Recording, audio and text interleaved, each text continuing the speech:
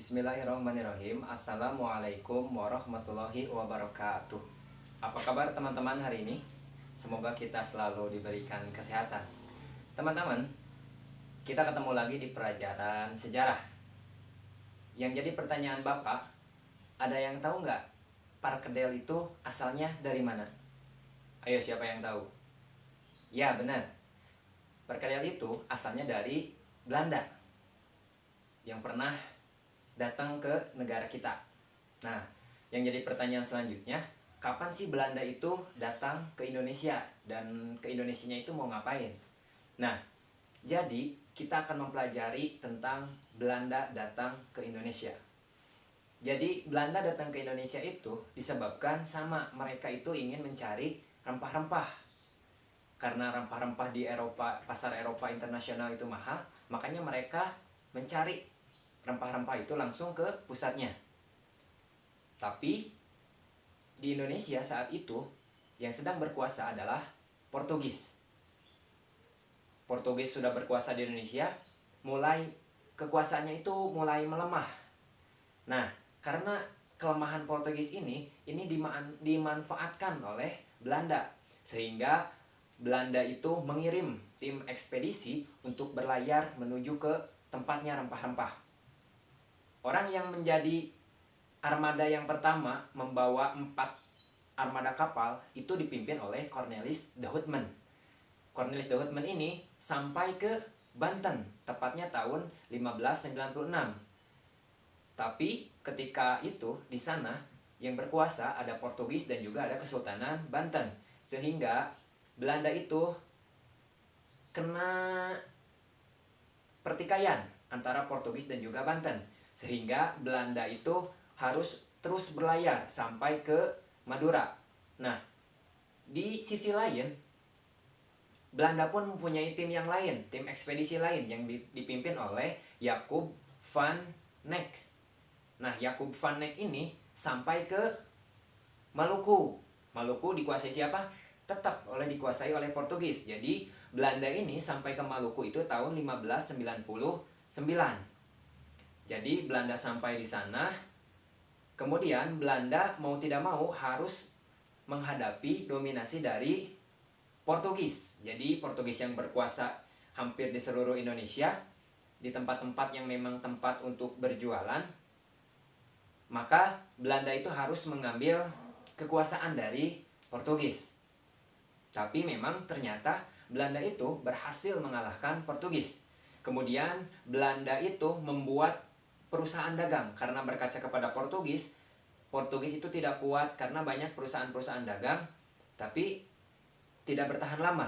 Maka Belanda itu melakukan perkumpulan sehingga membuat perkumpulan perusahaan-perusasahaan dagang milik Belanda.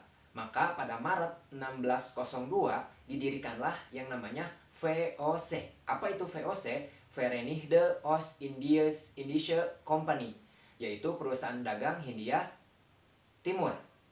Siapa yang memimpinnya? Itu dipimpin oleh direktur kolektif yang berjumlah 17 orang, yang disebut juga sebagai Heren 17. Nah, teman-teman, ternyata VOC ini mewakili Belanda datang ke Indonesia. Jadi punya perusahaan dagang Belanda itu di Indonesia. Tapi ternyata VOC ini mempunyai hak-hak yang lebih, hak istimewa, yang disebut juga dengan hak oktroy. Nah, hak oktroy ini apa aja sih? Yang pertama, VOC boleh mengangkat personel dan juga disumpah setia oleh VOC. Kemudian boleh menyatakan perang ke kerajaan-kerajaan di Nusantara ataupun termasuk ke Portugis. Yang ketiga, membangun benteng-benteng di Indonesia. Dan yang keempat, mengadakan perjanjian di seluruh Asia oleh VOC. Nah, karena VOC ini perkumpulan dagang, Belanda pun memberikan hak oktroy kepada VOC. VOC ini, kapal-kapalnya ini dilengkapi oleh senjata, sehingga meskipun kapal dagang, tapi VOC ini kapal dagang yang dipersenjatai oleh pemerintah Belanda. Nah, VOC ini sedang berkuasa di Indonesia. Ternyata ada pihak lain yang mencoba mencari rempah-rempah juga ke pusatnya. Siapa dia? Dia itu adalah EIC. EIC. Apa itu singkatannya? Yaitu The East India Company, yaitu perusahaan dagang milik Inggris. Nah, Inggris bertemu dengan Belanda. Keduanya pun bertempur. Kenapa keduanya bertempur? Karena EIC ingin mengambil hak-hak dagang wilayah-wilayah kekuasaan POC. POC tentunya tidak menerima, maka terjadilah pertempuran antara EIC dan juga VOC. Siapa yang menang? Tentunya POC yang menang, sehingga EIC ini harus pergi ke Kalimantan dan juga nantinya ke Malaysia. Maka nanti EIC berfokus di Malaysia. Nah, tadi ada yang terlewat ketika Portugis melawan Belanda, keduanya itu memang berperang. Mengapa berperang? Karena keduanya berbeda keyakinan. Portugis dengan Katoliknya, sedangkan Belanda dengan Protestannya. Jadi ketika Belanda yang sampai 1599 berhasil sampai ke Maluku, itu menghadapi Portugis dan Belanda menang, VOC itu menang, maka benteng-benteng milik Portugis itu kemudian dikuasai oleh VOC. Bahkan bentengnya pun ada benteng yang diganti namanya menjadi Benteng Victoria. Itu jadi milik VOC. Dan masyarakat sekitar yang sudah memeluk agama Katolik itu mayoritas pindah menjadi agama Kristen Protestan. Itu perjalanan VOC dari awal dan mulai muncul. Kemudian pada tahun 1610 VOC nanti membutuhkan pemimpin. Siapa sih yang kira-kira pas untuk memimpin VOC? Maka 1619 sampai 1623, bahkan 1627 sampai 1629, VOC itu dipimpin oleh seorang yang bernama Jan Pieter Zoon-Koon.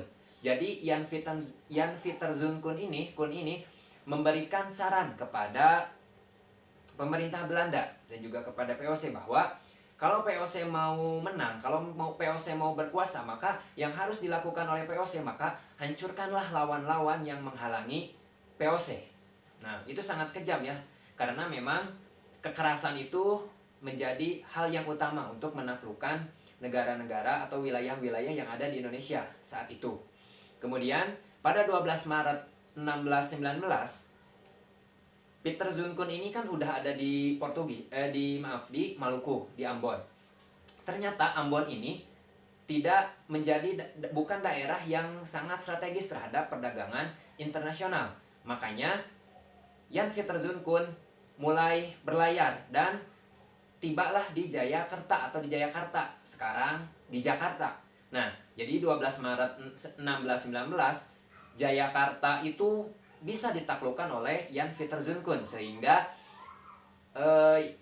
Jayakarta itu dirubah namanya menjadi Batavia. Dan kalau misalkan salah satu peninggalan dari Batavia, kita tahu ada Kota Tua. Nah, itu jelas-jelas peninggalan dari Belanda. Jadi Ambon yang sudah dikuasai oleh VOC, pusatnya di VOC di Ambon, berpindah ke Batavia karena Batavia dinilai ini sangat strategis untuk perdagangan internasional. Nah, bagaimana cara VOC untuk melanggengkan kekuasaannya di Indonesia? VOC ini memiliki politik yang namanya pemanfaatan terhadap konflik-konflik yang ada di intern kerajaan. Jadi nanti ada pertukaran tahta kerajaan. Nah, VOC itu akan masuk ke sana untuk mempengaruhi salah satu dari kerajaan. Dan nanti VOC ini akan meminta hak monopoli dagang. Salah satu contoh konkretnya itu terjadi pada Kerajaan Mataram.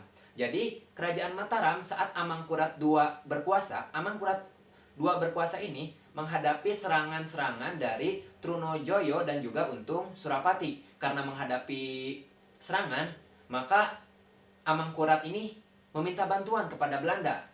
Ini sudah jelas, bagi Belanda ini sangat bagus. Ini adalah kesempatan yang sangat emas. Maka Belanda membantu Amangkurat. Sehingga Untung Surapati, Trunojoyo pun bisa dikalahkan oleh Amangkurat. Akan tetapi setelah dari sana, Belanda itu, VOC ini meminta hak monopoli dalam dagang. Jadi, komoditas-komoditas yang ada di kekuasaan Amangkurat itu harus dijualnya ke VOC, sehingga VOC ini mendapatkan keuntungan yang sangat besar dari hak monopoli ini. Nah, ternyata Kerajaan Mataram yang bekerja sama dengan Belanda ini menjadi cikal bakal perpecahan di dalam Kesultanan Mataram itu sendiri. Kita juga mengenal dengan perjanjian Giyanti. Jadi perjanjian Giyanti ini dilakukan di desa Giyanti di Karanganyar, tepatnya tahun 1755. Jadi perjanjian Giyanti ini untuk menyelesaikan urusan antara di intern kerajaan atau Kesultanan Mataram. Yang mengusulkan adalah Gubernur Jenderal Harting. Jadi Gubernur Jenderal Harting ini menyelesaikan persengketaan antara Mangkubumi dan juga Pakubuwono. Mereka diselesaikan dengan damai. Pakubuwono diberikan daerah sebelah barat, kalau sekarang menjadi Surakarta. Dan Mangkubumi diberikan daerah sebelah timur, yang sekarang menjadi Yogyakarta. Nah, itulah salah satu contoh bagaimana Belanda mempengaruhi atau nanti merusak satu kerajaan gitu lewat politiknya, kemudian diambil monopoli dagangnya. Belanda lah atau VOC lah yang berkuasa dan yang meraup keuntungan sebanyak-banyaknya. Kemudian VOC ini meskipun terlihat kuat di luar, tapi ternyata rapuh di dalam. Mengapa? Karena VOC yang sudah ada di Indonesia meraup keuntungan dari tanah Indonesia, ini pegawai-pegawainya ini jadi pegawai titipan, bukan pegawai yang memang dia punya otoritas kerja, etos kerja yang sangat bagus, sehingga dia tidak bisa bekerja dengan maksimal. Karena tidak bisa dengan kerja maksimal, terus pekerja-pekerja VOC ini hidupnya tuh ingin hidup mewah. Padahal penghasilan dia itu sebenarnya hanya pas-pasan, dia hanya cukup untuk sebulan, tapi dia pakai poya-poya, dia pakai hidup mewah-mewahan, sehingga dia itu tergusur oleh gaya hidupnya.